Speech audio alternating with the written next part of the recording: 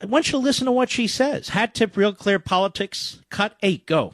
My big fear is that this administration has been more restrictive and more challenging to the press, more dangerous to the press, really, than any administration in American history in terms of legal investigations and so on. And I think access to the White House has just gotten worse and worse. And I'm worried that whatever happens with this administration, that's the new floor for the next administration, and that we'll never regain access, our ability to do reporting, ability to do our job, unless we just constantly fight the battle. And that's why I would just praise Christie and the board of the White House Correspondents Association for tackling these issues in a serious way, because I'm really worried about, we have a role in our democracy, and we can't do it if the president and his administration don't recognize it. This is a first.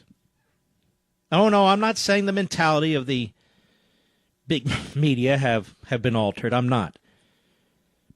But here and there, voices are starting to be heard. But this is a first. She says this administration is dangerous to the press. And she's right, as pathetic as the press are. This administration is dangerous to all freedom-loving people, to all aspects of the Constitution. That's the point. And she's right. And have you heard anybody play this clip today? Is this on the network news programs? Is it on the cable programs? No, no, and no.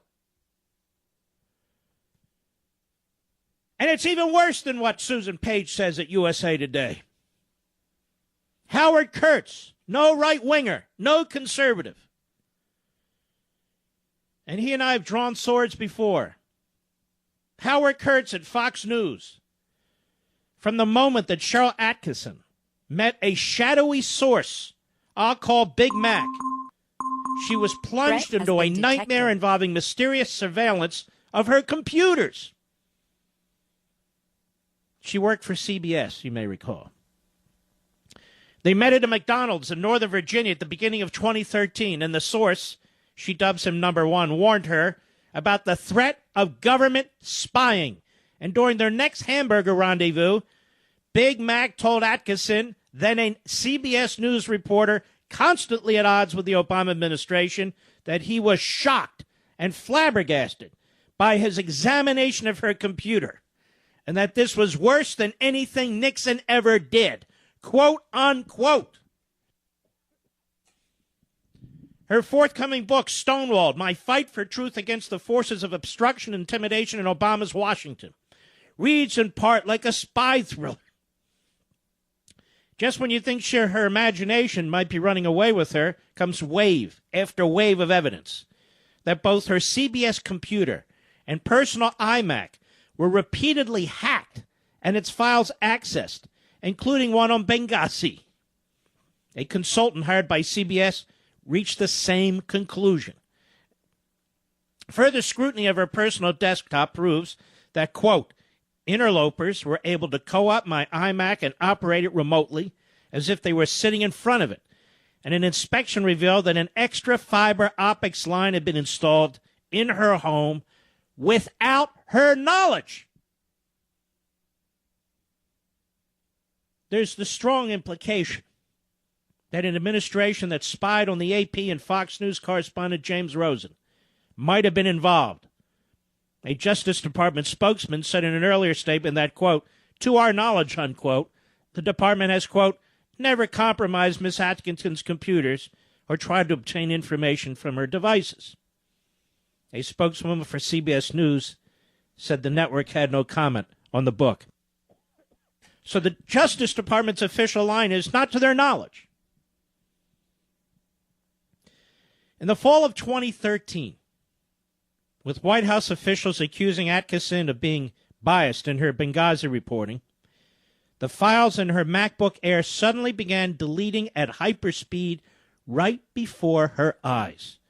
She videotaped the process and showed it to two computer experts.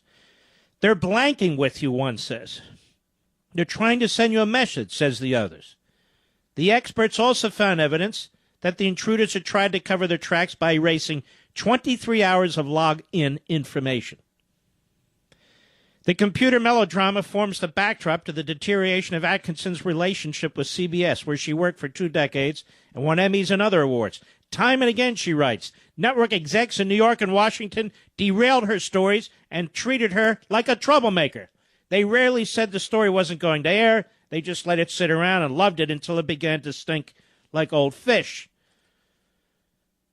Maybe Susan Page should not only focus on this dangerous administration, what it's doing to the press, but the press itself, or more correctly, themselves. And Atkinson names names, saying the blocking of her work became virtually routine under CBS anchor Scott Pelley, who is a lib, a global warming crackpot, and his then executive producer, Pat Shevlin. Stories were repeatedly rewritten, watered down, and delayed till they never made air, she says. And Atkinson says these weren't just stories that took on politically charged controversies involving the administration, but also pieces that challenged government waste and corporate conduct, such as the questions surrounding Boeing's Dreamliner. Now, perhaps the most eye-opening take involves CBS's 60 Minutes, Benghazi, and the President. During the second presidential debate, listen to this. Hold off on the music, Mr. Producer. During the second presidential debate in 2012, Obama challenged Mitt Romney by insisting he had labeled the assault in Libya a terrorist attack the very next day. This became a huge controversy, especially since CNN's Candy Crowley tried to throw the election. There, I said it. Sided with Obama. Turns out Steve Kroft had conducted a 60 Minutes interview with Obama the day after the attack, portions of which had never aired. When Atkinson did a story on the flap, her CBS bosses instructed her to use a particular script and a particular soundbite that seemed to back up Obama's version. She was stunned when a CBS colleague later read her another exchange from the interview. Quote, Kroft, Mr. President, this morning you went out of your way to avoid the use of terrorism in connection with the Libya attack. Obama, right. The correspondent then asked point blank, Kroft, do you believe that this was a terrorist attack? Obama, well, it's too early to know exactly how this came about, what group was involved, but obviously it was an attack on Americans. Atkinson writes, I couldn't get past the fact upper-level journalists at CBS have been a party to misleading the public. In other words, during that debate, when Candy Crowley stepped in and lied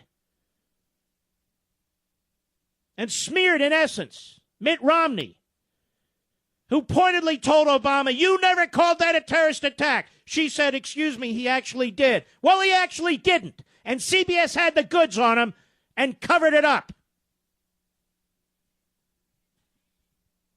Under pressure from Atkinson and others, the network posted the exchange on its website the Monday before the election. That is the Sunday before the election.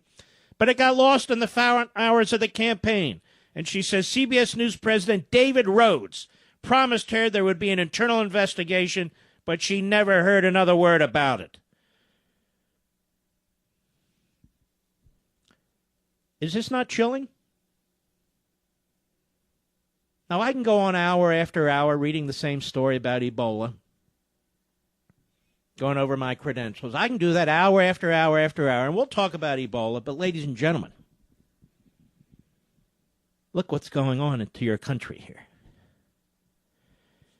This was a real journalist at CBS.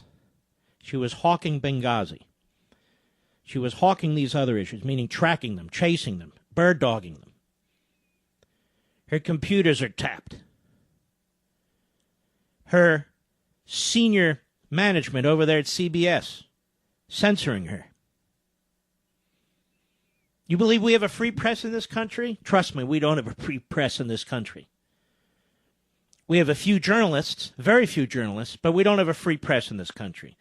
They either willingly serve as a Praetorian Guard to this president, or they're threatened into shutting their mouths. The fact that AP had a line or more tapped that affected 20 of their journalists, I'm telling you, as a former chief of staff to an attorney general of the United States in the Reagan administration, that is extraordinary. And the fact that James Rosen and his parents had their phone calls intercepted. This is part and parcel of a very ugly picture when you look at the IRS, when you look at Fast and Furious, when you look at the EPA, when you look at how they treat a free press in the post-constitutional America in which we live. I'll be right back.